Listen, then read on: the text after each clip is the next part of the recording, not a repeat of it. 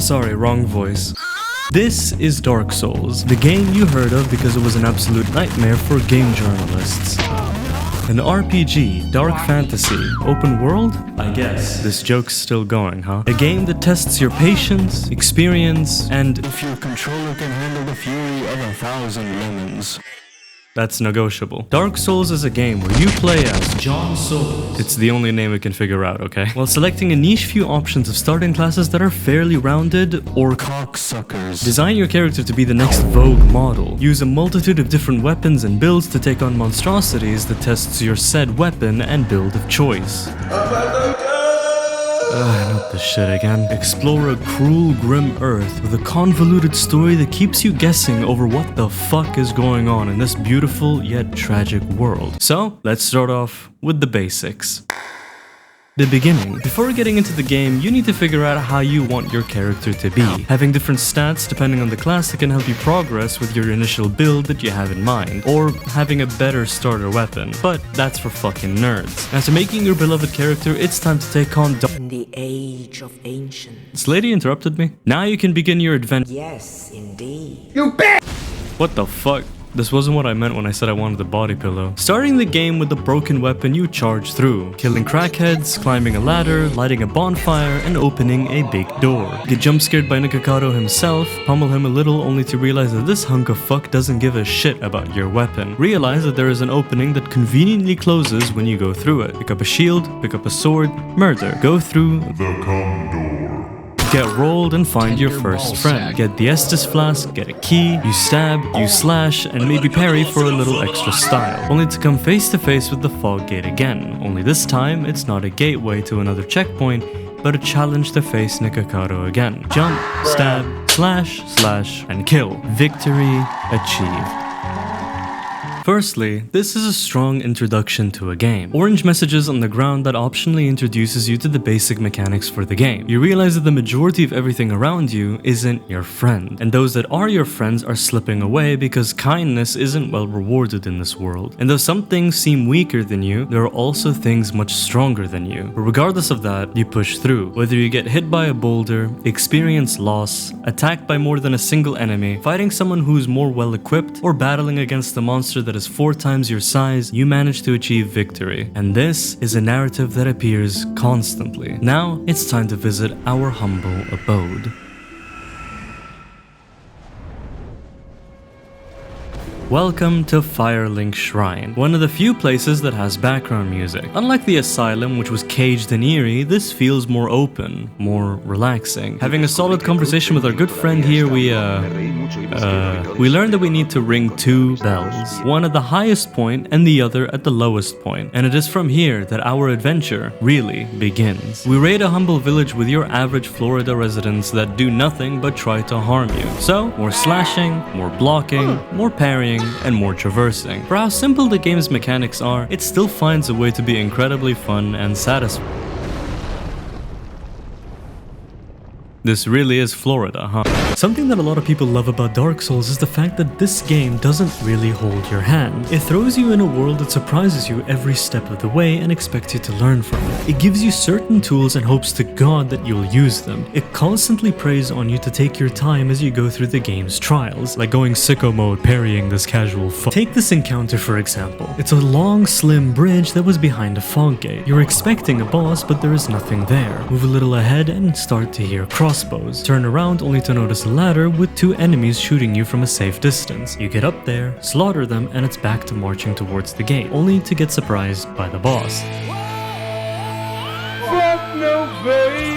This is an encounter that has a handful of options of how to deal with it. You either plunge attack it from the high ground, brute force it on the bridge while enjoying its gooch, or bait it onto the tower where the 2 arbalists were to have more breathing room. You're going to miss having those options, but the beast goes down and you can finally continue forward. Continue straight, doors locked. Continue left, get barbecued. Continue right, friend. But we have a duty to fulfill. Going past the dragon, we make our way to a Black Knight because we love RNG.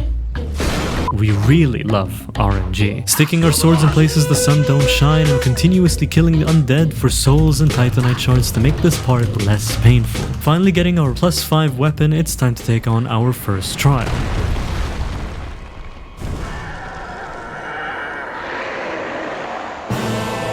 Without proper preparations, this fight can be quite the cum stain, but with how really well-rounded the early part of this game is, the gargoyles go down— what the fuck? The gargoyles go down without much struggle, and what the fuck? Heaven's bells are off the checklist. And now it's time to pay a visit to hell, literally. In order to go down, we need to get past Florida and visit Britain. They made some fine changes here. The locals are pretty welcoming too. Remember when I said you were going to miss having options? The Capra Demon isn't a difficult boss, but the arena's claustrophobia mixed with the 2 rabid dogs that have an addiction to eating ass makes this fight really tough. But when taking your time to evade the slow and well-telegraphed demon to deal with the more unpredictable mutts, the beast goes down, retrieving his butt plug, and we move on.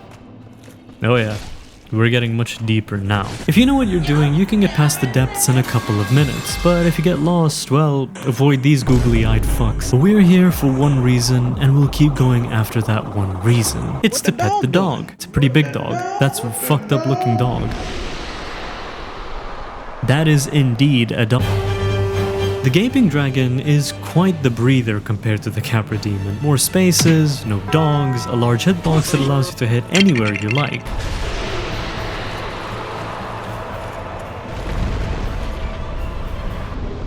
Oh look, another butt plug. We open up the door with our new butt plug and horror settles in. See, this is the second of another few walls that new players face. The first being the Capra Demon. But if you started as a thief or started with the Master Key, then you can skip the long way of this nightmare. Welcome to Blighttown. Since this is long and we want to get to the fun part, let's just summarize this in very simple words. Bullshit tanky fucks, lanky cunts that gank, toxic spewing whores, poorly saturated dogs, and horrors from another time that apparently stays stuck on my waist. Oh, did I mention the Hidetaki Miyazaki special of poison fucking swamps? Alright, just want to get to that bell. Ew, gross. Ugh. Yuck. Quelaag is, how to say, a tanky funk that does a lot of damage when you least expect it. God fucking damn it. Yeah, there you go, you stupid fucking piece of shit bitch. This motherfucker. Bell's wrong, thank fuck. But if we fuck around a little, we notice a wall that seems very suspicious. We roll through it and, well, with a little ring we can speak to this thing that looks very reminiscent of... Quelaag, my dear sister. It's her sister. She's blind, frail, and in pain. This is the moment that I sat down and asked myself, what are we in this story? Are we the hero or the villain? Quelaag attacked us because she was protecting her sister. We killed Quelaag because we followed fate. It makes you wonder if what you are doing is the right thing. And since this was hidden behind a fake wall, it shows you on how much Quelaag tried to protect her sister. But, oh well, fate guides us elsewhere. Even that! It's nothing. Sense Fortress is up next, and it's one of those places that really messes with you the first time you get into it. But the more playthroughs you go through, the more you realize that this is just a fake wall for people to bash their heads in for. Play like a chihuahua and bite off the ankles of a giant's leg and come face to face with the iron goal. It's a joke. The fight's a joke. I can't tell you much about it. And I know some motherfucker will be like, okay, and the game gave it to me. It exists for a reason. Check the golden anus and get surprised by your paralysis demons mixed with your strange sex fantasies. Get whisked away and...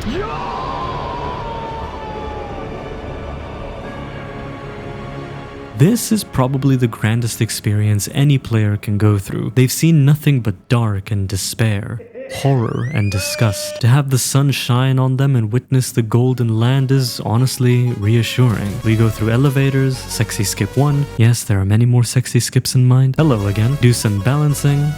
Do more balancing. Near-death experience. Rotate the bridge. Hello again. Skip. Really skip. Fuck out my way. And safety. Kinda. Move in. Go left. And we find our friend again. If I didn't know better, I'd think you had feelings for me.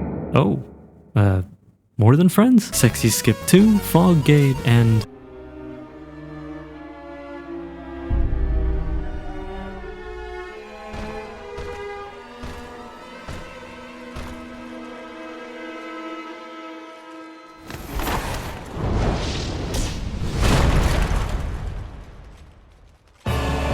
This is the third wall that players go through. Ornstein and Smo are probably the golden children of this game. Their music is daunting, but it's encouraging. Their dynamics are overwhelming, but a breath of fresh air at the same time. Smo is slow and hard-hitting, while Ornstein is a piece of fucking shit. Kill Smo first, you get a big Pikachu. Kill Ornstein first, you get an electric Snorlax. Either way, they're cunts. After you beat them, experience that one neuron in your brain activate because it's a fake though, so fuck you. Now, I wish I was being sarcastic when I say this, but the moment you place the cum chalice, it only goes a little downhill from here. So, let's do quick talks about it, from worst to best. But remember, it's just my fucking opinion. Let's start with Lost Island. This place fucking sucks. It's a copy and paste to reach that 1500 word essay requirement. Ceaseless Discharge is a sludge boss that can be cheesed if he doesn't cheese you first. Demon Fire Sage is basically just the asylum demon that participated in an oil war. Centipede Demon it's cool, just kind of a cocksucker. And then, the cake of the entire area, the Bed of Chaos. See, it would be called the Bed of Chaos because this is where the demons were born. But actually, it's your coffin for how shitty this fight is. But after you cheese it or do it properly, you can finally move on to a better area. The Catacombs is a confusing mess that actually makes sense. You get chased by heads, bones, knights, and wheels, but after escaping them superbly and not dying to them a couple of times, you face the hardest boss in the game. Whew. If you don't do enough damage, this boss kinda goes crazy. Now thank God we got this bug on my head. How did we obtain it? Don't ask. But with this light, we can speedrun this part because just like the devs, I've given up. I told you this boss goes crazy, motherfuckers on his fifth phase. But unlike these fuckers, Gravelord Nito is a very underwhelming boss. The only difficulty are the skeletons, unless you use a divine weapon like a pussy, or cage two of them in the corner like I did over here. Don't ask how I did that. I genuinely do not know. Alright. Next, I was a bit conflicted about which one I should show first because these two places are actually pretty decent in terms of design and overall feel. But we'll start with the Duke's Archive because the pacing of the jailbreak feels a bit shitty, so people would much rather do the skip. Now, did I do that? No, but there is no real reason for Seath to kill you in the first encounter. You just stare at each other and he automatically thinks you're a threat. Let's list a couple of boss fights that make sense. The Asylum Demon attacks you because of jailbreak. The Gargoyles attack you because they protect the bell as a kind of challenge. Quailag attacks you to protect her sister. Fucking Ceaseless Discharge attacks you because you desecrate his sister's corpse. The Primordial Crystal isn't even here. Why are you attacking us? But as soon as we do make it to the crystal, then it's a pretty underwhelming fight too, but it kinda makes sense. Seath is the weakest link when it comes to the ancient dragons, but he can curse you, so Lamau. And finally, New Londo. The interesting thing about this place is that you don't really know much about it. You explore, get harassed by Tinder dates, fall down, perish a couple of times, talk to this gilf, get a butt plug, open the floodgates, and damn, what the fuck? To sacrifice an entire civilization because of the Abyss's outbreak is honestly quite metal. I somehow forgot something.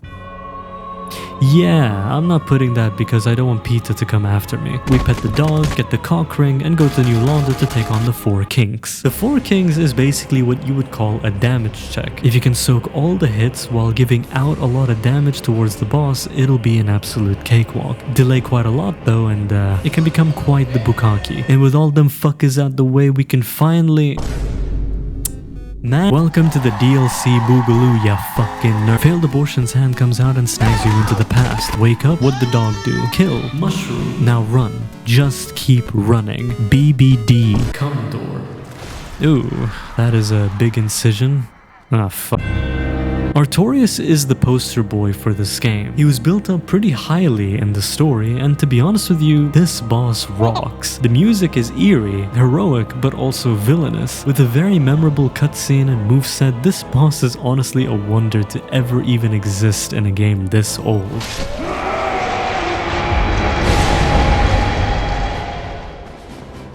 While making our way to Dandy, we pick up this butt plug for no reason at all. We die again and again until we finally make it to the Abyss. Honestly, this is just a better Tomb of the Giants. Still eerie with the humanities floating about that emphasizes that mankind is tied to the dark. But with a little trespassing, we face Manus is a piece of shit, not the kind that means it's a bad fight. This fight is pretty good, but goddamn the amount of RNG that is constantly fucking ass. Well, one more to go. Calamite is the alleged last of the ancient dragons and is honestly one of the jankiest fucking shit next to the Bed of Chaos's tree arms that clip you even as you roll. It's not a fun feeling, but my recommendation would be fucking DLC. Alright, joke's over. DLC actually makes me wanna...